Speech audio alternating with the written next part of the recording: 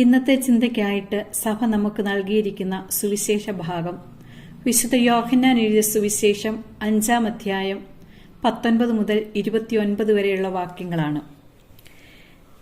ഇന്നേ ദിവസം സഭ ആനീതെ ഞായറായി, അതായത് സകല പരേതർക്കും വേണ്ടി പ്രാർത്ഥിക്കുന്ന ദിവസമായി മാറ്റിവെച്ചിരിക്കുകയാണ്.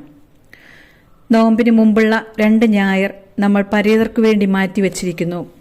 കഴിഞ്ഞ ഞായറാഴ്ച പരേതരായ സകല വൈദികരെയും ഓർത്ത് നമ്മൾ പ്രാർത്ഥിച്ചു. ഈ ഞായറാഴ്ച സകല മരിച്ച വിശ്വാസികളെയും ഓർത്ത് നമ്മൾ പ്രാർത്ഥിക്കുന്നു.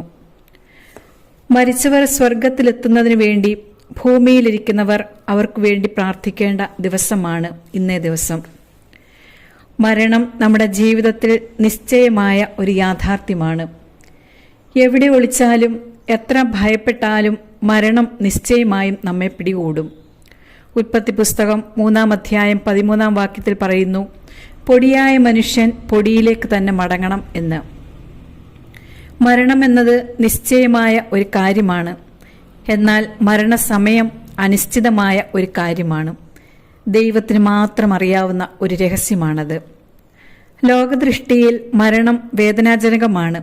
എന്നാൽ ക്രിസ്തീയ വീക്ഷണത്തിൽ മരണം പ്രതീക്ഷ നൽകുന്ന ഒരു സത്യമാണ്.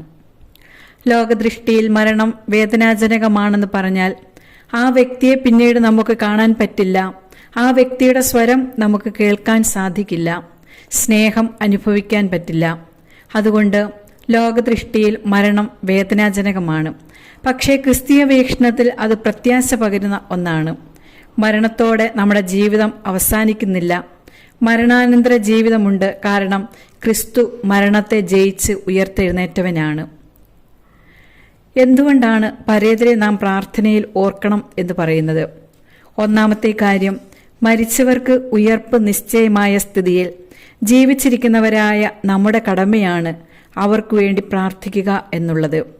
കാരണം മരിച്ചവർക്ക് അവരുടെ ആത്മരക്ഷയ്ക്കു വേണ്ടി പരിഹാരം ചെയ്യാൻ സാധിക്കില്ല.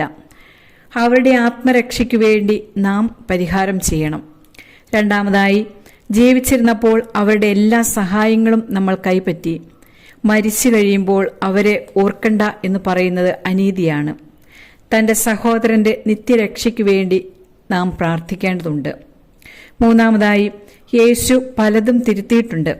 രോഗം പാപത്തിന്റെ ഫലമാണെന്ന് പറഞ്ഞ യഹൂദ ചിന്ത യേശു തിരുത്തി. പാപിനിയായ സ്ത്രീയെ കല്ലെറിയണം എന്ന നിയമം യേശു തിരുത്തി. കുഷ്ഠരോഗിയെ തൊടാൻ പാടില്ല എന്ന നിയമം യേശു തിരുത്തി. എന്നാൽ മരിച്ചവർക്ക് വേണ്ടി പ്രാർത്ഥിക്കുന്നത് തെറ്റായിരുന്നുവെങ്കിൽ യേശു അത് തിരുത്തിയേനെ.